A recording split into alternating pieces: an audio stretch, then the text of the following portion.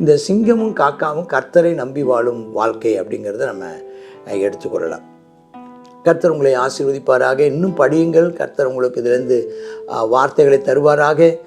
அன்பின் ரூபமாய் சின்ன பாலனாய் மண்ணில் தோன்றினார், மகிழ்ந்து பாடுவோம். அன்பின் ரூபமாய் இயேசு பாலனே மண்ணில் தோன்றினார், மகிழ்ந்து பாடுவோம். கிறிஸ்மஸ் வாழ்த்துக்கள் ஆஹா எங்கும் கூறுவோம். ஓஹோ மீட்பின் மேன்மையாய் செய்தி சொல்லுவோம். இயேசு பாலனை வாழ்த்துவோம், தேவனை வாழ்த்துவோம். அன்பின் ரூபமாய் இயேசு பாலனே மண்ணில் தோன்றினார், மகிழ்ந்து பாடுவோம். கர்த்தருடைய பரிசுத்த நாமத்திற்கு மகிமை உண்டாவதாக. இந்த நாளிலேயும் கர்த்தருடைய வார்த்தையை நாம் கேட்போமாக. யோபு புஸ்தகத்தை வாசித்து கொண்டு வருகிறோம். யோபு 39 அதிகாரம் போக வேண்டும். 38 இருந்து கர்த்தர் அவனோடு கூட பேசுகிற வார்த்தைகளை பார்க்குறோம். 38, 39, 40, 41, 42. 38, 39, 40, 41, 42. அப்போ 5 அதிகாரங்கள் கர்த்தர் யோபுவோடு கூட இடைப்படுகிறதுடைய விஷயங்களை பார்க்குறோம். குறிப்பாக 38, 39, 40, 41 இந்த 4 அதிகாரங்களில் கர்த்தர் பேசுகிற வார்த்தைகளை நம்ம அதிகமாக பார்க்குறோம். இதில் 38ஆம் அதிகாரத்தில் ஆண்டவருடைய கிரியைகள், பொதுவான இயற்கையின் கிரியைகளை பற்றி சொன்னார். கடைசியாக சிங்கத்தை பற்றி சொல்லி, சிங்கத்துக்கு கூட ஆகாரம் கொடுக்குறவர் கர்த்தர், காக்கைகளுக்கு ஆகாரம் கொடுக்குற கர்த்தர்னு சொல்லி 2 மிருகங்கள் பேரை, சிங்கமும் ரெண்டு மிருகங்களோட ரெண்டு மிருகங்கள், பறவைகள். அதில் சிங்கத்தை பற்றியும் காகத்தை பற்றியும் 38ஆம் அதிகாரம் கடைசியில் நாம் அதை பார்க்குறோம். இப்போ 39ஆம் அதிகாரத்தில் ஒரு 7 மிருகங்களை பற்றி பார்க்குறோம். மிருகங்கள் அதில் 3 இது வரும், 3 பறவைகளும் வரும். அதில் முதல்ல வரையாடு. அதில் பார்த்திங்கன்னா வரையாடுன்னா அந்த காடுகளில் இருக்கிற வரையாடுகள். இப்போ இந்த மிருகங்களை பற்றி படிக்கும்போதே மனுஷனுடைய சுபாவத்தை பற்றியும் நம்ம படிக்கலாம். நம்ம சந்தோஷமாக இருக்கோம். மனுஷனுடைய சுபாவங்களை பற்றியும் படிக்கலாம். எப்படி வரையாடு அப்படின்னு பார்த்தா, அது எப்போ ஈனும் காலம் உனக்கு தெரியுமா? தெரியாது. எப்போ குட்டி போடுதுன்னே தெரியாது. குட்டி போடும்போது பார்த்துருக்குறாயா? அதுவும் நமக்கு தெரியாது. ஏன்னா அது ரொம்ப மறைவாக, ரொம்ப பாதுகாப்பான இடத்துல தான் குட்டி போடுமா. அது அந்த கர்ப்பமான போதே பாதுகாப்பாக வளருமா. அது மட்டும் இல்லை, அது கர்ப்ப காலத்தில் குட்டி போடும்போது ரொம்ப பாதுகாப்பான சூழலை தேர்ந்தெடுத்து அது பண்ணுமா. யாரும் பார்க்க முடியாத அளவுக்கு அதை பார்க்க முடியாதான். ஆனால் இப்போ இருக்க அந்த ஜியாகிரஃபி, நேஷ்னல் ஜியாகிரஃபி அவங்கெல்லாம் போய் அதை பார்க்குறாங்கன்னு வைங்களேன், அந்த இடத்த கண்டுபிடிச்சி அது ரொம்ப பாதுகாப்பான இடமா இருக்குமா. அதனுடைய மாதங்களை எண்ணி ஈனும் காலத்தை அறிவாயோ. இப்போ யோபு காலத்தில் அதெல்லாம் அதில் என்ன வீட்டில் வளர்க்குற மானில் அதுலேயும் வரையாடுங்கும்போது அது கூடுதலான ஒரு இப்போ நல்ல பெரிய காட்டில் வாழ்கிறதான காட்டுமான். சரி, அப்போ அது என்ன செய்யுமா, நொந்து கஷ்டப்பட்டு குனிந்து குட்டிகளை போட்டுக்கப்புறம் வேதனை நீங்கிடுமா. வேதனை நீங்கினதுக்கப்புறம் அந்த குட்டிகள் என்ன செய்யுமா, அதுக்கிட்டேயே அம்மாகிட்டே பால் குடித்து குட்டிகள் நல்ல வளர்த்து அப்புறம் வளர்ந்து திரும்ப அது அம்மாவை பற்றி கண்டுக்காமல் போயிடுமா. அது மாதிரி சில ஆட்கள் இன்றைக்கும் வளர்கிற வரைக்கும் ஒரு இடத்துல இருப்பாங்க. வளர்த்து வளர்ந்ததுக்கப்புறம் அவங்க அந்த இடத்த விட்டு போயிடுவாங்க. திரும்ப அவங்களுக்குள்ள எந்த ஒரு உறவுமே திரும்ப அம்மானு அது வரப்போகிறதும் இல்லை, இதுவும் பிள்ளைன்னு பார்க்குற அளவுக்கு இல்லை. இப்படி ஒரு நிலைமையை வரையாடு நம்ம சுட்டி காட்டுகிறது. நாமும் வரையாட்டு குட்டிகளை போல் இராதபடிக்கு நாம் பிள்ளைகளை வளர்க்குறதுல கவனம் செலுத்தணும் அப்படிங்கிறது மட்டும் இல்லை. வரையாட்டு குட்டிகள் எப்படி தாயை விட்டு கொஞ்சம் வளர்கிற வரைக்கும் பால் குடித்து வளர்கிற வரைக்கும் அம்மாட்ட இருந்துட்டு அதுக்கப்புறம் நாம் தனியாக போகக்கூடிய காலத்தில் முற்றிலுமாய் விலகி போகிற அனுபவம் இல்லாதபடி ஒரு உறவுகள் வேணுங்கிறத அவர் சொல்கிறத பார்க்கணும். 2வது மிருகம் என்னென்னா, 2வது மிருகம் காட்டுக்கழுதை பற்றி சொல்கிறார். இந்த காட்டுக்கழுதை அப்படின்னா தன்னிச்சையாக திரிய விட்டது யார்? அதுக்கு யார் கட்டுப்பாடே கிடையாது காட்டுக்கழுதைக்கு. அதை அப்படி அவிழ்த்து விட்டது யார்? அதை யாரும் கட்டவும் முடியாது. கட்டினது வீட்டு கழுதைன்னு இருக்குது, காட்டு கழுதைன்னு இருக்குது. இந்த காட்டு கழுதையை ஒன்றும் பண்ண முடியாது. அப்போ காட்டுக்கழுதையே அது சொல்கிறாரு, அதுக்கு அது வீடு எது தெரியுமா, வனாந்திரம் தான் வீடு, அது வாசஸ்தலமே ஊர் நிலம்தான். அப்போ யாரையும் பட்டணத்தின் இறைச்சலையும் வந்துச்சு, ஊருக்குள்ளே வந்துச்சுன்னா அது காட்டுக்கழுதையை ஒன்றும் பண்ண முடியாது, அது வந்து கடிக்கும் போல தருது காட்டுக்கழுதை. அப்போ அது யாரும் எவ்வளோ கற்றுனாலும் சரி அது வாட்டுக்கு நடந்து போகும், அலட்சியம் பண்ணுமா, யாரும் ஓட்டுகளுடைய கூக்குரலையும் மதிக்கிறது இல்லையா, ஓய் ஓய்னு கத்துனால. அதாவது கட்டுப்பாடு இல்லாத ஒரு மனுஷனை இந்த காட்டுக்கழுதை குறிக்குது அப்படிம்பாங்க. அதாவது அவனை கட்டுப்படுத்தவே முடியாது, அவனை யாரும் அவனை ஒரு கண்ட்ரோலுக்குள்ளே கொண்டு வர முடியாது, ஒரு கட்டுப்பாட்டுக்குள்ளே வைக்க முடியாது, இந்த இடத்துல இருன்னு சொல்ல முடியாது, அவன் இஷ்டத்துக்கு போகும். அதுவாக பச்சை பூண்டு எங்கே இருக்குதோ அதை சகலவித பச்சை பூண்டில் அதுவே தேடி தெரியும், கிடைச்சதை அதே தின்னுக்கிடும். யாரையும் சார்ந்தும் வாழாது, யாரும் அதை சார்ந்தும் வாழ முடியாது அப்படிங்கிறத நம்ம பார்க்குறது காட்டுக்கழுதை. ரெண்டாவது. மூணாவது ஒன்று காண்டாமிருகம். காண்டாமிருகம் வந்து பார்க்குறோம். அதே இதில் பின்னால் பார்த்தீங்கன்னா இன்னொரு இடத்துல பார்த்தா காட்டு எருமை அப்படின்னு சில நேரத்தில் சொல்லலாம், காட்டு எருமை அப்படிங்கிற மாதிரி. அதை குறித்து பார்த்திங்கன்னா 9, 10, 11, 12 வசனங்களில் இருக்குது. அதை வந்து அந்த காண்டாமிருகம் பயங்கர பலம் உள்ளது. அது ஆண்டவரே இஸ்ரவேல் ஜனங்களை பார்த்தோன்னா ஒரு காண்டாமிருகத்துக்கு ஒத்த பலம் இருக்குன்னு. ஆனால் அவ்வளோ பெரிய பலம் இருந்தாலும் யானைக்கு இருக்கிற பலத்தை வச்சாதும் அம்மா ஏதோ கொஞ்சம் வேலை வாங்குகிறாங்க. ஆனால் அந்த காண்டாமிருகத்துக்கு பலனை வச்சு நம்ம ஒரு வேலை வாங்க முடியாது. அது நம்ம வீட்டில் நமக்கு வேலை செய்ய சம்மதிக்குமா, சம்மதிக்காது. நம்ம வீட்டில் கயிறு போட்டு கட்டி வைக்க முடியுமா, நமக்கு ஒரு குடிசையை போட்டு வைக்க முடியுமா, வைக்க முடியாது. அதை வந்து நம்ம கயிறு போட்டு ஏரில் போட்டு உழ முடியுமா, உழ முடியாது. அதாவது இதுக்கு நிறைய பவர் இருக்குது. சில மனுஷங்க நல்ல அவங்களுக்கு பலன் இருக்கும், நல்ல திறமை இருக்கும், நல்ல அவங்களுக்கு வந்து என்ன சொல்கிறது வலிமை இருக்கும். ஆனால் அவங்கள கொண்டு எந்த ஒரு உருப்படியான பயன்பாட்டுக்கு அவளை பயன்படுத்த முடியாது. அவங்க வந்து எந்த உருப்படியாக பயன்பட மாட்டாங்க. திறமை இருக்கலாம், பலம் இருக்கலாம், எல்லாம் இருக்கும். அதுவும் குறிப்பாக அது பலம்தான், அதாவது அவங்களுக்கு இருக்கிறதான அந்த வலிமை இருந்து. ஆனால் அது செய்யாது. அதை நம்பி நம்மகிட்ட வேலை வாங்க முடியாது.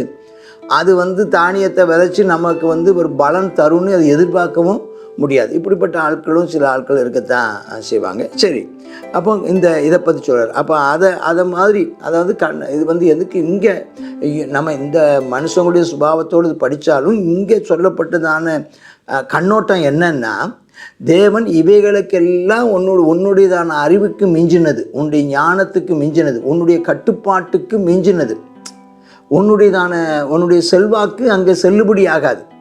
அதான் அர்த்தம். உன்னுடைய செல்வாக்கு அங்கே செல்லுபடி ஆகாது, உன்னுடைய கட்டுப்பாட்டுக்குள்ளே அது இல்லவும் இல்லை அப்படின்னு சொல்கிறார். உன்னை விட அது பலசாலிங்கிறதையும் சொல்கிறார். அப்புறம் முதல்ல என்ன சொன்னேன், வரையாடு சொன்னேன், 2வது காட்டுக்கழுதை, 3வது காண்டாமிருகம், 4வது தீக்குருவி. இந்த தீக்குருவிங்கிறது வந்து ரொம்ப வேகமாக போகக்கூடியது, சட்டை அழுத்து அசைப்பாட்டும். தீக்குருவியை அந்த மயிலோடையும் ஒத்து சொல்கிறாங்க, மயில் பீகாக் அதோடையும். அது ரொம்ப வேகமாக ஓடுமா, அதாவது குதிரையை விட வேகமாக ஓடுமா. 13, 14, 15, 16 வரைக்கும் அது இருக்குது. 16லேருந்து 16 to 18 வரைக்கும், 17, 18 வரைக்கும். என்னன்னு கேட்டிங்கன்னா, அதுகிட்ட இருக்கிறதான ஒரு கெட்ட புத்தி என்னென்னா, ரொம்ப ஃபாஸ்ட்டாக ஓடும், ரொம்ப ஒன்றும் பறக்க முடியாது. ஆனால் தாவி கொஞ்சம் தூரம் பறக்கும். அந்த இது பார்த்துருக்கீங்கன்னா மயிலும் பறக்கும், நான் ரொம்ப தூரம் அதால் நினச்ச முடியாது, பறக்க முடியாது மற்ற பறவைகளை போல். ஆனால் இது என்ன செய்யும், ரொம்ப வேகமாக ஓடுமா. இதுகிட்ட இருக்கிற கெட்ட குணம் என்னென்னா, முட்டைகளை தரையில் நினச்சோம் லேசாக குழி பறித்து முட்டையை மூடிட்டு போயிடுமா. அதுக்கப்புறம் அது மிதிப்பட்டு போயிருமே அப்படின்னு அதை பற்றி கவலையே படாதான். அதான் அவர் சொல்கிறாங்க, இந்த பிள்ளையை பற்றி தெருவில் போட்டு போகிற மாதிரி முட்டையை வச்சுட்டு என்ன செஞ்சிடும். ஆமாம், அதுக்கப்புறம் அது எங்கே அது தானாக அந்த முட்டையை வந்து அடகாத்து கோழி மாதிரியோ மற்ற பறவைகள் மாதிரி அடகாக்காது. அது தானாக வந்து யாராவது வந்து எது மிதித்தாலும் உடஞ்சி போயிடும், வேஸ்ட்டாக போயிடும். அதெல்லாம் பார்த்திங்கன்னா அதெல்லாம் தப்பிச்சு வந்தால் தான் உண்டு. அது வந்து தன்னுடைய குஞ்சுகளை பற்றி தன்னுடையது அல்லாதது போல் காக்காத கடினம் உள்ளது. அதாவது முதல்ல வரையாட்டினுடைய குட்டிகள் தாயை மதிக்காமல் எங்கேயோ போயிடும். இங்கே தீக்குருவி குழந்தைகளை கண்டுக்காமல் தான் உண்டு தான் வேற எடுப்போம். அது வந்து பொறுப்பில்லாத பெற்றோரை குறித்தும் இங்கே சொல்லப்பட்டிருக்கிறது. அங்கே பொறுப்பில்லாத பிள்ளைகளை பற்றி சொல்வதற்கு வரையாட்டு குட்டி. இங்கே தீக்குருவி வந்து பிள்ளைகளை பற்றி அக்கறை இல்லாத பெற்றோர், கடினமுள்ள பெற்றோர். அதான். ஆனால் அதனால் என்ன வந்து அது கஷ்டப்பட்டு முட்டையை பண்ணணும். சரி, அதாவது என்னென்னா சில ஊழியம் செய்வாங்க, ஊழியத்தினால் அந்த விளைவுகள் உண்டாகும். அந்த விளைவுகளை குறித்து அந்த தங்களால் ரட்சிக்கப்பட்ட ஆட்களை தொடர்ந்து பின்தொடர் பணி செய்து கட்டி எழுப்புவதில்லை, அதில் கவனம் செலுத்துறது இல்லை அப்படிங்கிறதுக்கும் அவங்க சொல்லுவாங்க. சுவிசேஷத்தை அறிவிக்கிறது மட்டும் இல்லை, சுவிசேஷமும் பின்தொடர் பணியும் தொடர்ந்து செய்யணும். சுவிசேஷம் பின்தொடர் பணி செய்வது போலவே அடுத்தது செய்யப்பட வேண்டியது என்னென்னா அவர்களை வந்து உருவாக்குற சீசத்துதலும் உக்கிரானத்துவத்திலையும் உருவாக்க வேண்டும். ஆமாம், அப்படிங்கிறத பார்க்குறோம். அதுக்கப்புறம் அவங்களுக்கு தலைமைத்துவத்தையும் அவங்களுக்கு ஒரு பொறுப்பு அவங்களுக்கு என்ன செய்யணும், அவங்களுக்கு கொடுத்து தலைமைத்துவத்தை கொடுத்து சொல்லி அவங்கள அப்போஸ்தலராக மாற்றணும்னு பார்க்குறோம். சரி, இப்போ அதுக்கு வந்து அது குதிரை ஏறி இருக்குன்னு அலட்சியம் பண்ணுமா. அவங்கள யாரும் நினச்ச முடியாது, அவங்கள வந்து கட்டுப்படுத்தவே முடியாது. அதுக்கு புத்தியை கொடாமல் ஞானத்தை விலக்கி வைத்தார் அப்படின்னு பார்க்கணும். அடுத்து குதிரை வந்து 5வது. இந்த குதிரையை பார்த்திங்கன்னா அது தொண்டை, அதுக்கு சத்தமே நல்ல குரல் வளம், அது அந்த கர்ச்சனை குரல், இதெல்லாம் கர்த்தராக பார்த்து கொடுக்கறது தான். அது கணைக்கும் போது ஆட்களுக்கு பயம் வருமா.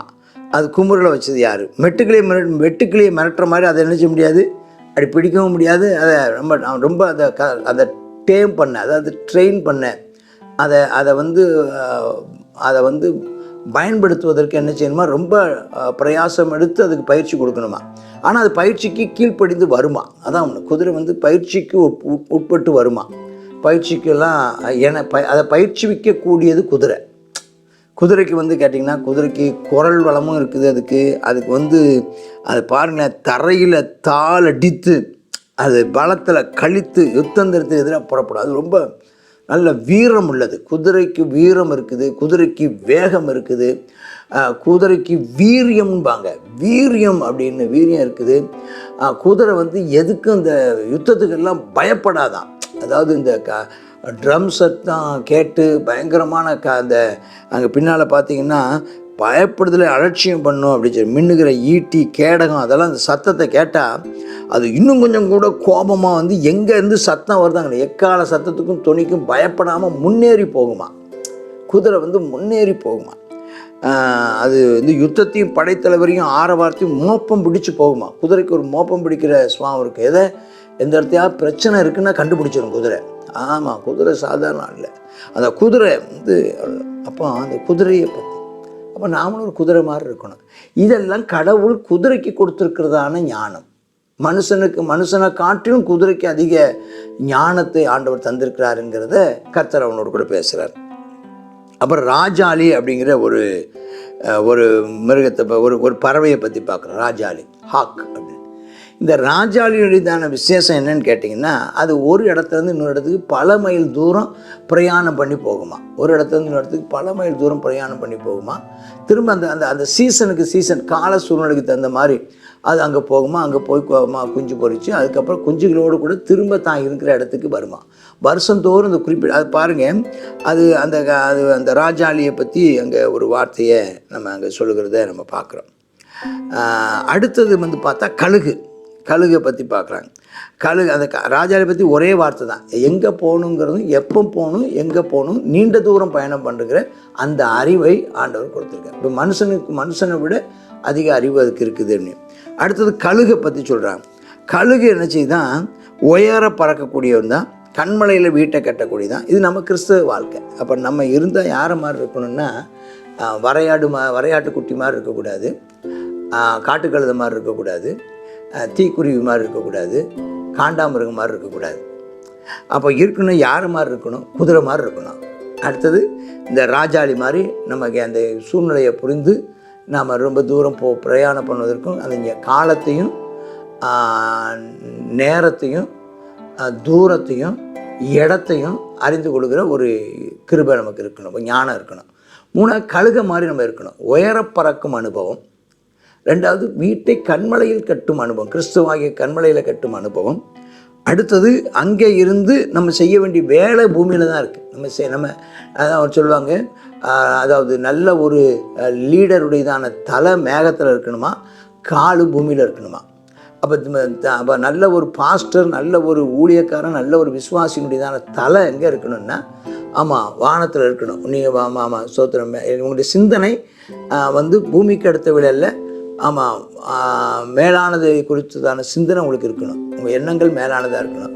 அதே சமயம் நம்முடைய நடை எங்கே தான் இருக்க வேண்டியது இருக்குது, நம்முடைய செயல் எங்கே தான் இருக்க வேண்டியது இருக்குது, பூமியில் செயல்படணும். அப்போ அந்த ரெண்டுக்கும் இடையில இருக்கிற ஆள் அதான் செய்கிறேன்னு பார்க்குறோம். அதனால் அது கண்கள், அது கண்கள் தூரமாக பார்க்கும் அப்படின்னா என்ன அர்த்தம்னா, கண்கள் தரிசனம் மிக்கவர்களாக இருக்கணும் அப்படிங்கிறத பார்க்குறோம். பிணம் எங்கேயோ கழுகு செய்கிறோம் அப்படின்னா என்ன அர்த்தம், எங்கே வேலை செய்கிற இடத்துல வேலை செய்யணும் அப்படிங்கிறதுலையும் அவங்களுடைய ஒற்றுமையையும் நம்ம என்ன செய்கிறோம், அங்கே நாம் பார்க்குறோம். அது தன்னை அறிந்து கொள்ளுமா, அதாவது எங்கே என்னங்கிறத அறிந்து கொள்ளும்.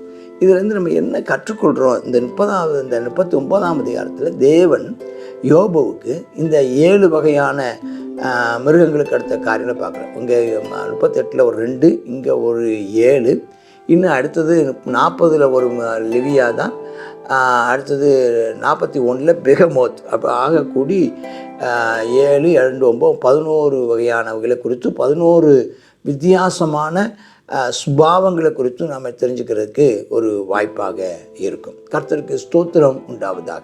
இந்த சிங்கமும் காக்காவும் கர்த்தரை நம்பி வாழும் வாழ்க்கை அப்படிங்கிறத நம்ம எடுத்துக்கொள்ளலாம். கர்த்தர் உங்களை ஆசீர்வதிப்பாராக. இன்னும் படியுங்கள். கர்த்தர் உங்களுக்கு இதிலிருந்து வார்த்தைகளை தருவாராக. கர்த்தர் உங்களை ஆசீர்வதிப்பாராக. ஆமேன், ஆமேன். God bless you.